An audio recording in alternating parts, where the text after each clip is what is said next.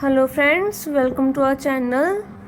Today we are talking about that what is accounting. Accounting क्या होता है? The basic question that arises that what is accounting. Accounting क्या होता है? उसका meaning क्या होता है? ठीक है, मैंने यहाँ पे एक डेफिनेशन है वो मेंशन की है, उसकी हेल्प से हम देखेंगे कि अकाउंटिंग का मतलब एक्चुअल क्या होता है. ठीक है, accounting is the art of recording, classifying and summarizing in a significant manner and in terms of money.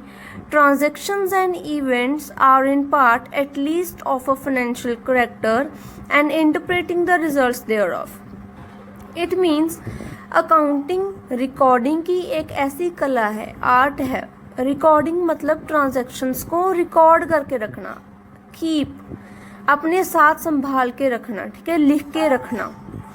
और क्लासीफाई का मतलब होता है एक सिमिलर नेचर की ट्रांजैक्शंस को एक हेड में लेके आना. ठीक है, मतलब एक सिमिलर टाइप की नेचर की जो भी ट्रांजैक्शंस होती हैं उनको एक साइड लिख के रखना, उनकी क्लासीफाई कर देना अकॉर्डिंग टू देयर नेचर.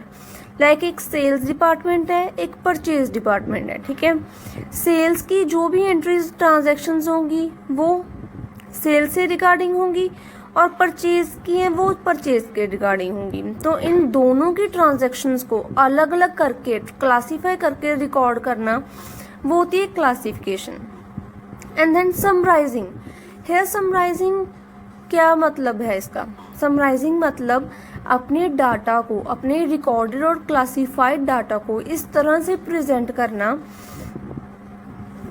ताकि वो अपने internal as well as external users दोनों के लिए बेनिफिशियल हो फॉर देयर डिसीजन मेकिंग्स. ठीक है, उनके डिसीजंस हैं वो इस पे ही बेस्ड होते हैं, अकाउंट्स पे ही बेस्ड होते हैं. जो भी बिजनेस हमारी एंटिटी होती है उनके जो भी बिजनेस के अकाउंट्स होते हैं ना उसके पे ही उसके मतलब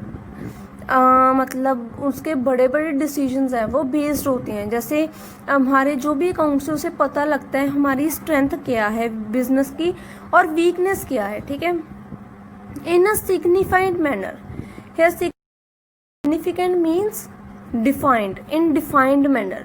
जो भी हमारा डिफाइंड है मैनर मतलब किस मैनर में, किस तरीके से हमने अकाउंटिंग का प्रोसेस कैरी ऑन करना है, उस मैनर में ही, उस तरीके से ही अकाउंटिंग का जो भी रिकॉर्डिंग क्लासिफिकेशन का प्रोसेस है वो कैरी ऑन होता है.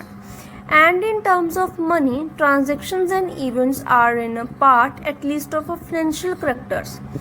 यहाँ पे इसका मतलब है भी हमारी जो भी ट्रांजैक्शंस हम रिकॉर्ड कर रहे हैं या किसी भी स्टेप पे जाके ट्रांजैक्शंस का मोल्ड कर रहे हैं, ठीक है, वो ट्रांजैक्शंस मनी की फॉर्म में हो, मतलब फाइनेंशियल करेक्टर्स की हों.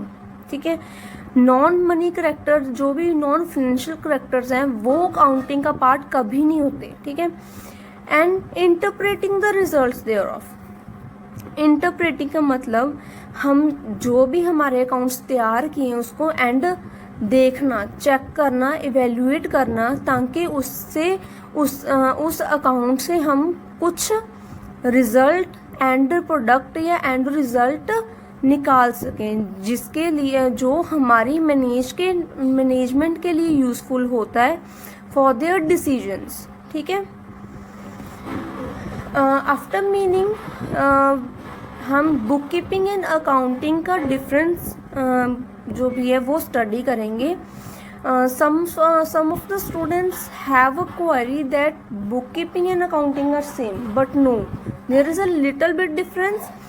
बुक कीपिंग का क्या मतलब क्या होता है? ट्रांजैक्शंस को रिकॉर्ड करना, ट्रांजैक्शंस को डेट वाइज और even we can say date wise उनको रिकॉर्ड करना, वो होता है बुक कीपिंग. और जो अकाउंटिंग है वो बुक कीपिंग से बहुत ही ज़्यादा वाइडर कंसेप्ट होता है. या में हम ये कह सकते हैं जो बुक कीपिंग है वो अकाउंटिंग का जस्ट एक पार्ट होता है. ठीक है, book keeping is just a part of accounting. ठीक है, जो अकाउंटिंग है वो वाइडर कंसेप्ट है और इसमें एनालाइजिंग भी आती है. एनालाइजिंग मतलब अकाउंट्स की एनालाइजेशन. ठीक है, interpretation and decision making. Decision making मतलब अभी ये जो भी पॉइंट्स हैं वो क्लैरिफाई करने की ज़रूरत नहीं, क्योंकि ये सभी पॉइंट्स हम डेफिनेशन में क्लैरिफाई कर चुके हैं, ठीक है। सो इसके आगे हमारे आते हैं